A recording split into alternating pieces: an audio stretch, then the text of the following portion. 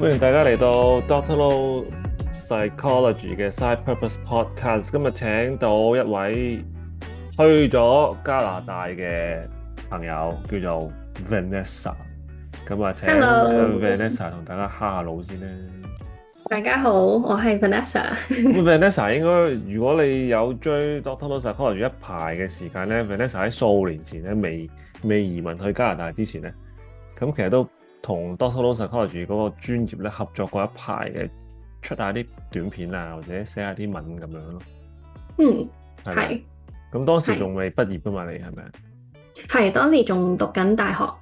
係啦，仲讀緊大學。咁啊，機緣巧合底下咧，就透過天恩啦，識到你同天恩好朋友啦。係因為跳舞噶嘛，係咪之前？係啊，大家都係跳舞識，然後大家個興趣都係中意同心理學有關嘅嘢，所以就你成本身都為好朋友。係 psychology background 噶嘛，係咪？係係啦，咁嚟到加拿大啦，幾年前去到加拿大2年啦，3年啦，差唔多4年啦，其實四我係21年，年係啊21年過嚟嘅。咁耐，時間過得咁係快，係啊，我都覺得過得我已經好快。4年噶啦，已經。嗯，係。哦，2021年，哦，OK，咁而家喺加拿大生活得安好嘛？而家OK 嘅，自己都好中意其實好耐之前一路都好中意外國嘅生活，好想去體驗一下，咁所以機緣巧合可以有機會嚟到，咁就可以係試下啦。自己都好中意呢邊嘅生活，係咯。咁有好多挑戰，但係而家慢慢都 settle down 咗啦。我知道4年過去係。之後，又開始嘅時候，可能慢慢 settle down 咗啦。咁而家咧就成為咗一樣咩職業咧？而家同大家分享下。好，我而家就係instructor therapist，咁其實中嗯文就係行為分析治療師啦。咁主要就係用 ABA 嘅一個服務去幫助一啲自閉症嘅小朋友啊，或者係去到17歲嘅學生，我都有接觸過嘅。係啦，即係未咁就成年嘅。提供未成年嘅小朋友、青少年。OK，未成年有需要嘅青少年或者小朋友都係你嘅服務對象嚟嘅。係係啦，咁我相信就係呢一個職業咧，個 career 咧，咁喺香港都有噶嘛，即係類似嗯嘅嘢嘛，都有好多嘅朋友做緊呢樣嘢嘅。咁但係係。咧，加拿大個系統咧，又同香港有啲好唔一樣嘅喎。咁有啲咩特別唔同嘅嘢咧？我諗普遍，我其實自己咧就未試過喺香港去做呢一個行業啦。咁我都係因為大學畢業，從社會科學嘅科目畢業咗之後咧，就咁啱就過咗嚟加拿大啦。咁所以算係呢邊正式返嘅第一份工啦。咁然後第一份工就係做呢一個 instructor therapist 啦。咁所以我唔肯定香港嗰邊大概嘅情況會係點樣啦。但呢邊就嗯我普遍發現其實機構都好多嘅，然後誒自閉症嘅學生都普遍都多嘅。咁當然情況，如果知道自閉症呢一樣嘢嘅話，都會知道係有情況嚴重啲同埋情況冇咁嚴重嘅學生啦。咁佢哋每一個人都好特別，好唔一樣嘅。咁呢邊就主要佢有分唔同嘅 program 啦，我會話係。咁我之前其實曾經都喺一個叫做 Entry to School Program 嗯度入面做過啦。咁主要就係為咗啲3到4歲嘅小朋友啦，咁佢哋會係 group session 嘅形式去接受我哋嘅服務嘅。咁個服務就係等佢哋適應第一年入學有啲咩 routine 佢哋要準備啊，同埋要學習到啦。例如佢哋呢邊就好興會 run 一啲叫做 circle time 嘅一個嘢啦。咁就係多數係唱歌啊，講下故事啊，等佢哋喺呢啲活動入面從中學習咁樣啦。咁就比較係 school base，然後係 follow routine 咁樣多啲嘅。咁但係我而家轉咗另一個 program 咧，咁就叫做 ABA one on one 嘅 program 啦。咁主要嗯就係1對1，咁即係要同佢哋去 run 一啲唔同度身訂造嘅 programs。例如佢可能比較需要專注一啲 self-help skills，例如佢可能唔係好識得獨立咁樣刷牙，自己識得刷牙，咁可能就有一個 program，我哋會 break down 去唔同一個細嘅 steps。第一步點樣自己拎起個牙刷，第二步點樣擠個牙膏咁樣等等啦，咁就去教佢呢啲 skills，或者一啲係可能比較需要 academic 啲嘅。可能青少年多啲少少，咁大個少少，然後情況又未至於咁嚴重嘅個 symptoms，咁就可能會 focus 多啲喺 academic 啦，點樣獨立去完成一個 task 或者一個worksheet 咁樣，都有唔同嘅 skills 去教佢哋去學習咯。咁但係 嗯 focus on 就主要係 one on one 啦，或者一對二、一對三都有嘅。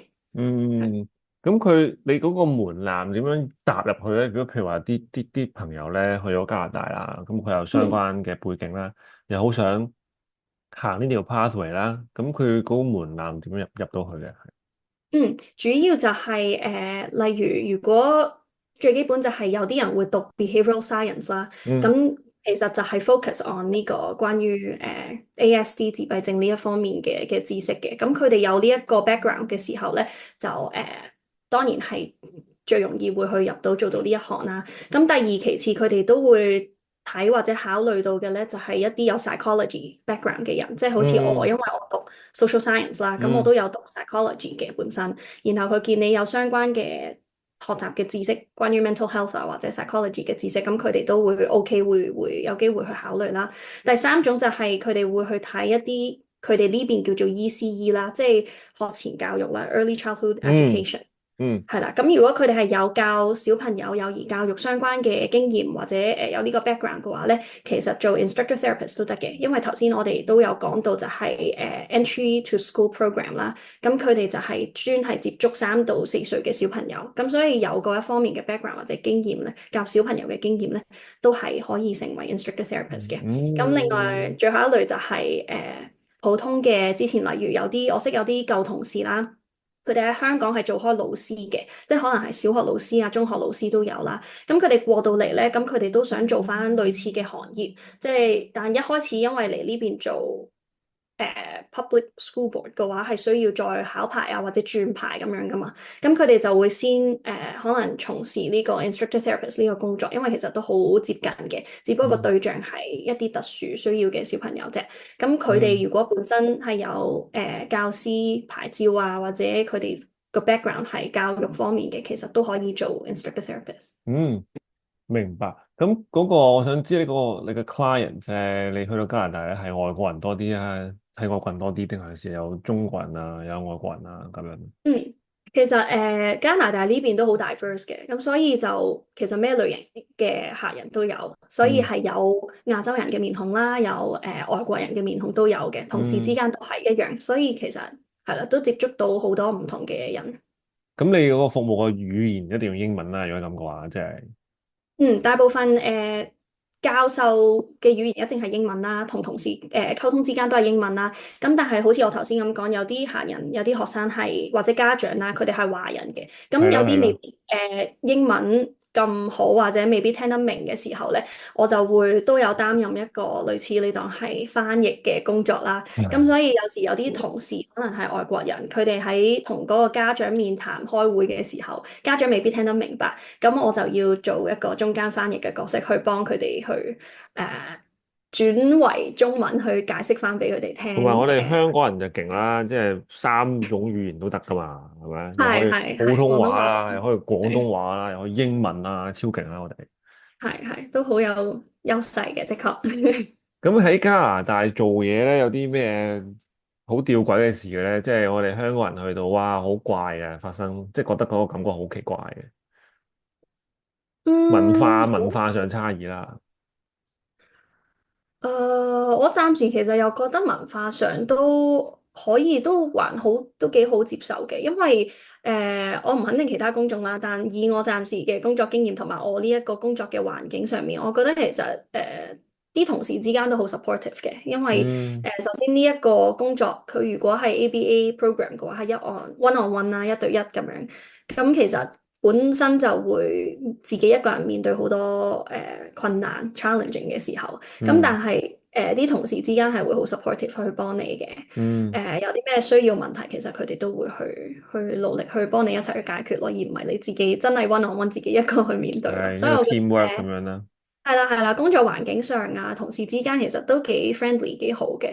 然後我都好 surprise 嘅一樣嘢就係呢邊嘅工作嗰個時間，因為你知道香港成日都講開就係會 OT 啊，或者工作係時都長噶嘛，工作時間。但係呢邊就係佢好大多數，尤其是如果我呢個行業啦，係學校教育呢一方面嘅行業，佢哋係可能3點半、4點半就會收工，然後佢哋都好講究就係準時到點就一定要走，就唔會有 OT 嗯呢一樣嘢嘅。咁嗯就算真係個唔好彩，例如家長遲咗嚟接學生，咁所以變咗你點都要 OT 可能10分鐘。或者你要處理埋剩低嘅嘢，執頭執尾咁樣，跟住先可以走嘅。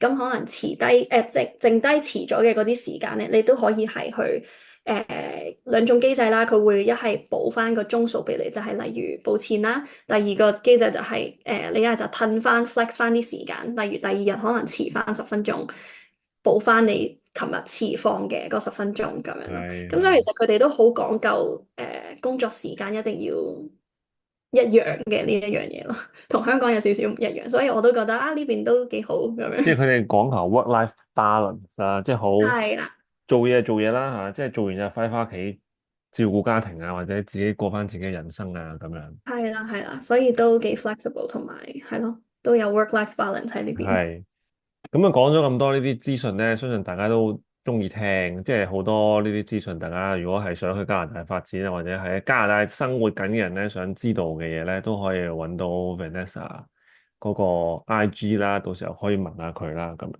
嗯樣翻轉頭 back to 一個最 basic 嘅問題啦。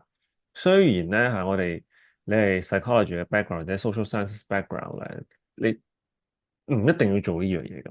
你點嗯解會想走入一個咁樣嘅我哋叫做 helping profession 嘅一個 嗯 career path 咧？嗯，呢一樣嘢就要由我嘅興趣開始講起。咁其嗯實因為我諗我係中學開始啦，就選擇咗讀心理學呢一科，因為我發現我對 abnormal psychology 好有興趣，我好想了解多啲關於唔同 mental health disorder 嘅嘢啦，咁所以想學習。咁啊，中學就開始 electives 嘅時候揀咗 psychology。咁但係後尾 DSE 冇 psychology 噶嘛，咁我冇揀到讀 IB 啦，我間學校有得揀讀 IB 定 DSE 嘅。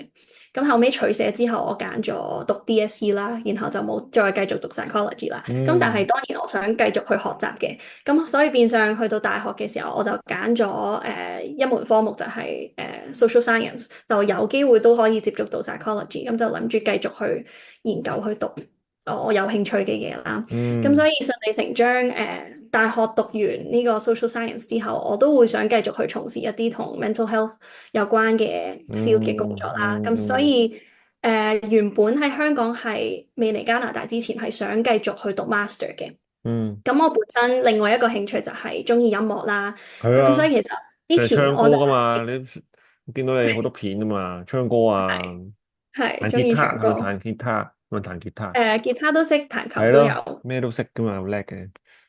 係啦，咁但係係啦，咁我知道大學畢業之後了解到原來有表達藝術治療呢一樣嘢，有啊，係啊，係啦，跟住佢原來仲有細分咗好多嘢嘅，例如嗯dance movement therapy 啦，或者 嗯 music therapy 都有嘅。咁但嗯係嗰陣時就發現香港係未有呢個音樂治療去讀啦。咁但係我知道嗯最近其實Hong Kong U Space 都出咗一個課程係可以銜接去讀呢個 music therapy 嘅。但嗯喺當時嘅我啱啱畢業出嚟想讀 master，但係冇 music therapy 去讀啦喺香港，咁所以就嗯都令我覺得我都想去外國讀 music therapy 呢一樣嘢，將我兩個興趣可以 combine 埋一齊就好啦咁樣。嗯咁所以就機緣巧合加拿大有機會可以嚟到嘅時候，就嚟咗加拿大啦。然後就而家都好慶幸啱啱攞到 offer 啦，可以去讀呢個master 嘅 music therapy。哦，恭喜恭喜，係咪我幫我係啊。我我有冇幫你寫 reference 啊？係咪有嘅？有啊有啊，你有幫我哦寫，OK OK，reference，係啊，都啊，我記得啦，我好多謝你記得啦，幫我寫。唔關事嘅，我寫唔寫都入到嘅應該。嗰啲嗰啲係嗰係啦，啲行政程序嚟嘅啫，各位，即係 reference 呢樣嘢咧，各位即係行政程序。你得嘅話咧，有冇 reference 都得嘅。係啦，咁所以就變咗想嚟加拿大呢邊啦，順便可以攞啲 local 嘅 working experience，咁就從事翻我嘅興趣啦，就係 mental health 嘅 field 啦，咁就做咗呢個 instructor therapist，攞個經驗，然之後而家就都可以正式去讀呢個好好我想讀 喎，咁嗰個係 full time 定 part time 咁樣㗎？有 full 冇 time，full time 嗰你呢嗯份工唔做㗎咯喎，差唔多係咪？可以轉 part time 嘅，係啦。哦，即係你而家呢份工就係 part time 咁 practice，跟住 full time 讀書。哦，very 係啦，係 nice。啦，嚟緊9月開學，咁可能9月之後就要再轉 part time，哦，好開心喎，有書讀。一年兩年一年啊，兩兩年年有 placement 嗰啲，有 placement 係，讀完就係有所謂嘅一個 license 啦，喺加拿大係啦，嗰度。係啦，係啦，就咁要去就係一個 考一個，music therapist 啦。係啦，certified music，哦，好開心。咁佢嗰個認證機構係加拿大嘅某一啲 係 association 咁樣嘅東西。係哦，哇，恭喜晒！我覺得呢個好啱你喎。係啊，都係秉持住中意跟住自己嘅 passion 去做係咯，係啊，啊，我覺得呢個就係最緊要嘅嘢咯，即係你將自己嘅 passion 咯，幾樣興趣有冇一個可以integrate 到一個 dimension，譬如話你中意人啊，中意音樂，你 integrate 落去就係一個 music therapy 嘅東西，然之後你嗯去 pursue 呢個 pathway 係好 consistent with 你嘅人生嘅 value 嘅，咁所以呢個係一個好好嘅，對你嚟講係一個好開心嘅事啊！嗯，係啊，係啦，係啊，咁我相信你幾時攞到 offer？啱啱攞到。都係早1個月前收到 offer，哦，太開心實在。嗯，係啦，係啊，咁所以第時候就一邊 part time practice 一邊就會讀呢個 music therapy 啦。係啦，嗯係啦，係啦，哦，好開心。咁樣就越嚟越穩定啦，喺加拿大嗰度。咁亦都有一嗯個未來嘅一個方向，好實在嘅方向見到啦。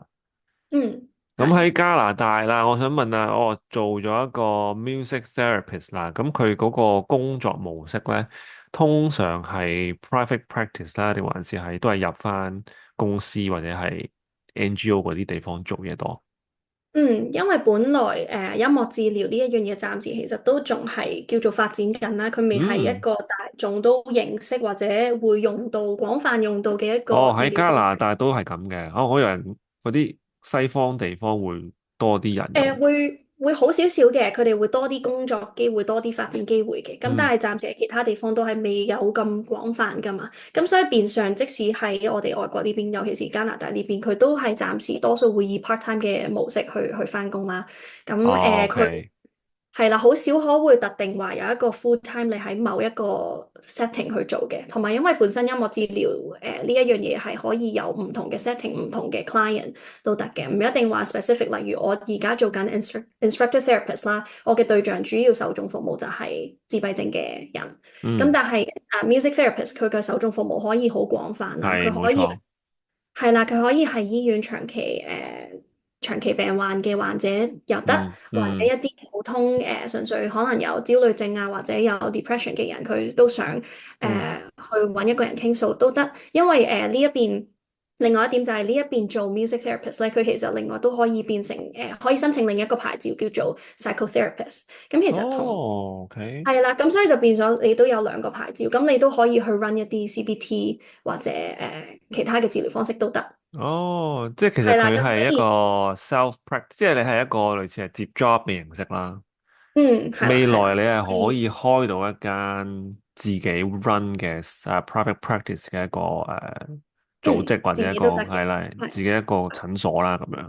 係啦，或者去唔同嘅 setting 醫院啊、private organisation 啊都得，係啦，OK OK，即係其實好似香港嘅 counselor 嘅工作模式咁樣，嗯大部分都係freelance 或者係 part time 咁樣做，接 job 咁樣做。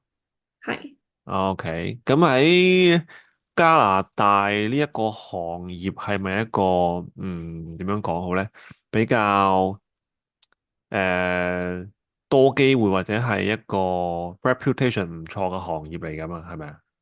嗯，係，我會話係啊，算係，因為佢嗯喺外國，好似我哋頭先都有講到，就係已經算係比較興起或者發展緊㗎啦呢一個行業，咁所以變咗佢嘅工作機會上都會比其他地方可能多少少嘅，然後大家嘅接受程度亦都會多啲嘅，了解嘅程度亦都多少少。嗯，咁你會想用咩方法？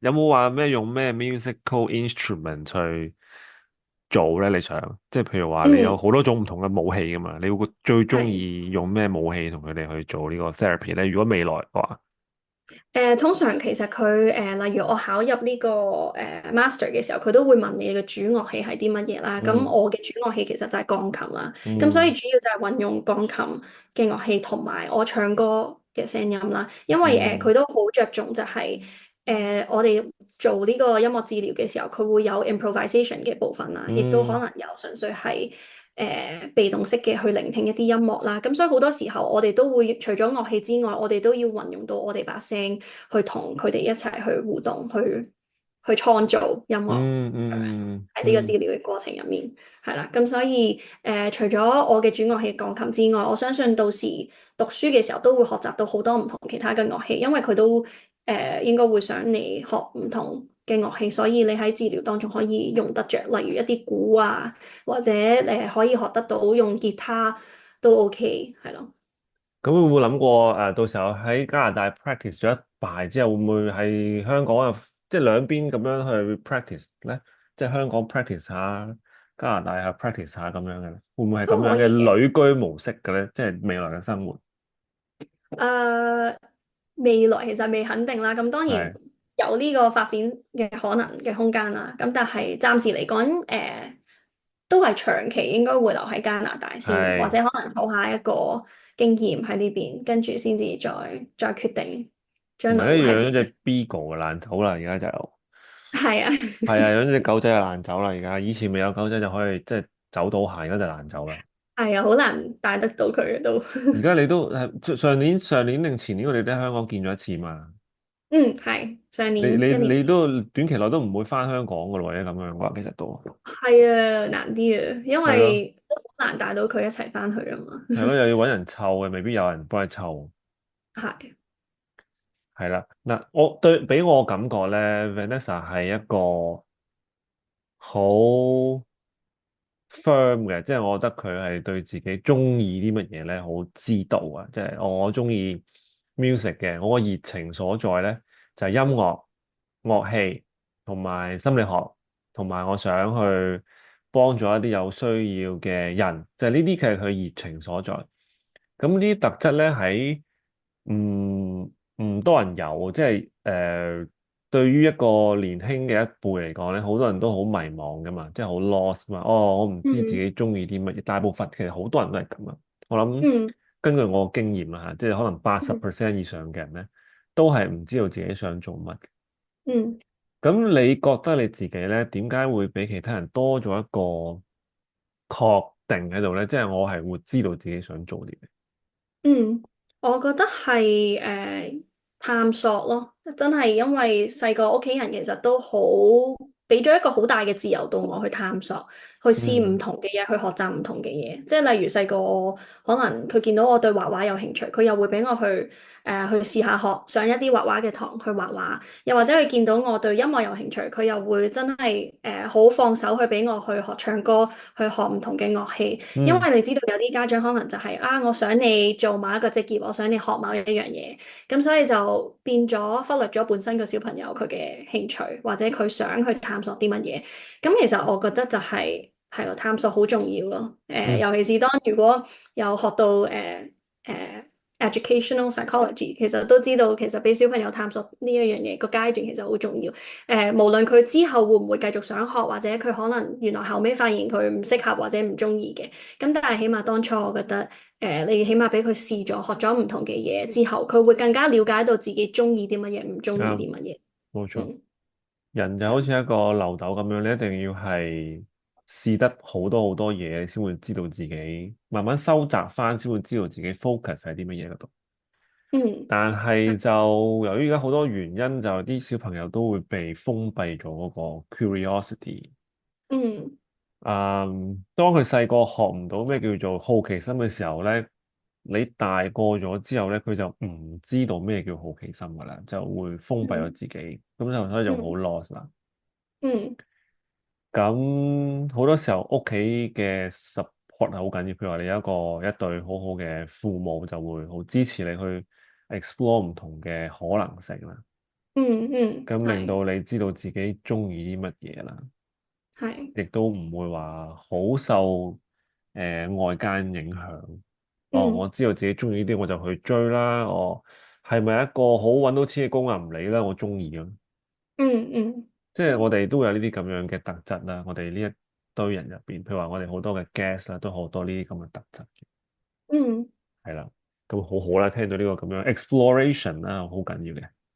係嗯，咁咧，如果你想同一班迷茫緊嘅，同你差唔多年紀啊，廿幾歲啊，啱啱好係一個 transitional period 嘅，啱啱嗯啱啱讀完書或者讀緊書，準備出嚟工作或者去面對自己嘅生活嘅時候，又好迷茫嘅，你會同佢哋講啲乜嘢咧？佢未必我有一個咁好嘅 family，或者係一個咁嗯好嘅兒童嘅經歷，佢係好 嗯。struggle 嘅。你會同佢講啲咩咧？而家我會話就係而家其實都仲係尚算後生，可以繼續去放膽去試嘅，唔需要覺得就係我一定要好快揾到一份好穩定嘅工，或者我一定要我踩咗隻腳落去就要繼續行㗎啦，冇話可以掹翻出嚟去試下其他嘅行業或者唔同嘅嘢。我覺得冇問題嘅，喺呢個階段都仲係你都仲係可以去不斷去嘗試。覺得自己試完呢份工唔適合，你可以再去轉，揾下其他途徑。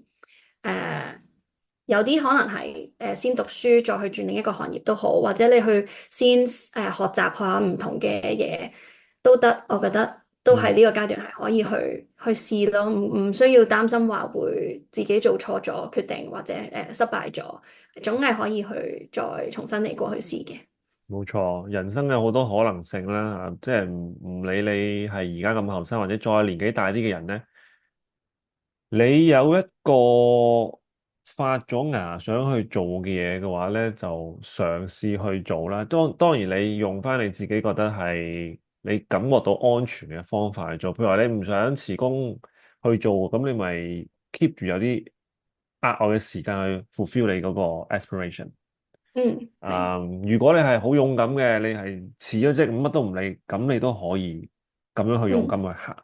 但嗯係我覺得好重要嘅嘢就係你要面對自己嘅真實嘅身份，就係你究竟中意啲乜嘢，跟住你就要去嘗試去追尋佢咯。揾到你自己冇呢啲，錯啦，因為如果你唔去做呢樣嘢嘅話咧，你係唔會活出得到你自己最多嘅潛能出嚟嘅。嗯咁正係，如我哋嘅 podcast 嘅主題都係你讀心理學咧，就唔一定做心理學家。雖然今日 Vanessa 嗰個面向咧就偏近於psychologist 嘅，但係其實佢都走緊好多唔同嘅 dimensions 嘅，即係佢係一個嗯喺網上會 share 好多音樂嘅一個女仔啦，亦都係本身就會成為一個 music therapist 嘅女仔啦，係啦。咁我想問下咧，你會唔會做多啲呢啲音樂分享嘅？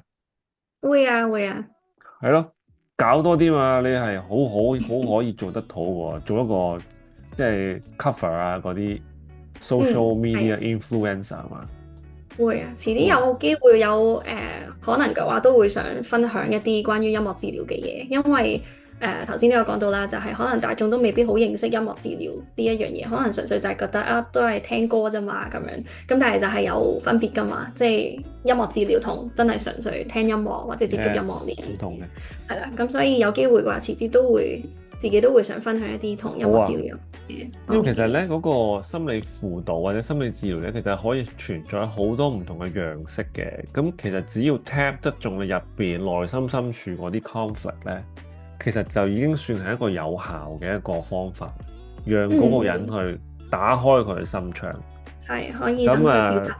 ，yes，咁好多樣式嘅 drama 係一個樣式，音嗯樂係一個樣式，好多好多唔同嘅樣式，繪畫係一個樣式。甚至乎傳統嘅 talk therapy 係一個樣式，即係我哋所諗到嗰啲輔導就係啲好正規嗰種咧，即係講嘢嗰啲啊 talk therapy 嘅。但其實 therapy 就好多種唔同嘅 formats 咁其中 music 就係一個 format，drama 係一個 format，甚至乎而家好多唔同嘅 format，你唔好理佢係咪所謂嘅咩 evidence base 住先，譬如話你去深巴啊。入樹林嗰啲都可以係一個 format 嚟，係啦。咁啊，未來如果你ready 嘅時候咧，我哋絕對會可以繼續去同大家分享下 music therapy 係啲咩咧。係咪？咁我哋約定你先啦。好。最尾咧有冇啲咩想同大家講下咧？最尾都係嗰一句啦，就係唔好睇小自己，唔好約束自己，唔好 limit 咗自己，你去放膽去跳出自己 comfort zone 去試唔同嘅嘢。係咯，我覺得係有好多嘅機會同埋可能性，你可能會當你去踏出嗰一步嘅時候，落咗嗰一個決定，我覺得冇所謂話啱定錯嘅呢啲決定，咁你只要去嘗試去做，其實你有機會會發現咗另一面嘅自己，或者另一種嘅生活。冇錯，決定咧從來都冇所謂嘅啱定錯嘅，因為咧只要係當刻你覺得啱決定咧，嗰個就係啱決定。今日咧非常之多謝 Vanessa 為我哋分享咗咁多好有意義嘅一個諗法，俾我哋各位聽眾去諗佢嘅 pathway 啦，去點樣去勇敢去面對自己嘅，無論係 strength 或者 weaknesses 啦，去面對自己最完全嘅自己。咁我哋今日咧感謝 Vanessa 嘅蒞臨啦，咁我哋就下期再見啦，各位。拜拜。多謝Dr. Low嘅邀請。拜拜。拜拜。